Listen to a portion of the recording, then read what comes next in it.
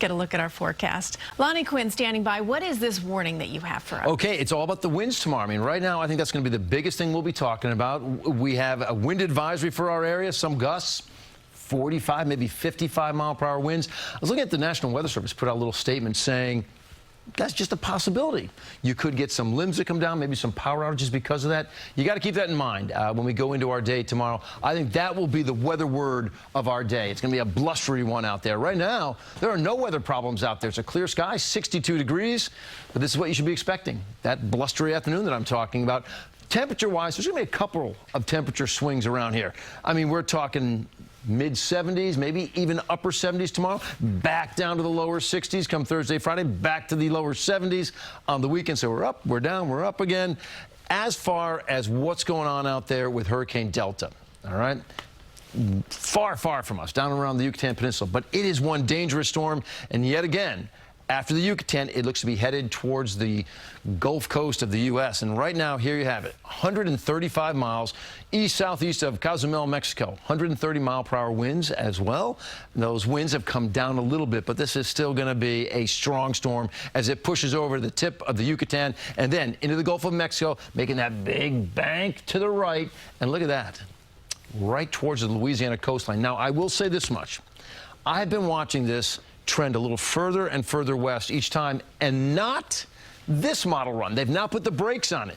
Does it mean that we've really kind of honed in on where we feel this is going?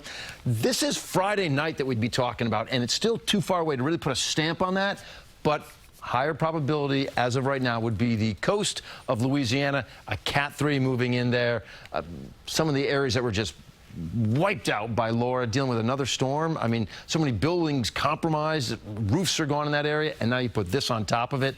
That's a tough situation. Look at the record pace we are on, okay? Tropical depressions in 2005 versus this year. Remember, 2005, the granddaddy of them all as far as hurricane seasons go, and that's the one I want to look at. Named storms. This is really what defines your hurricane season. 2005, you had 28. We're at 26, all right? They got to Epsilon and they got to Zeta. But think about this. They formed Epsilon in 2005, the end of November.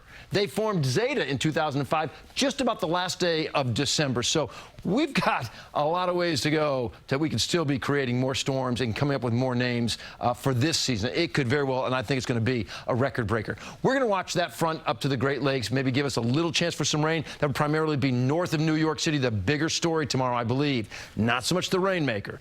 It's the wind gusts, 45 to 55-mile-per-hour winds.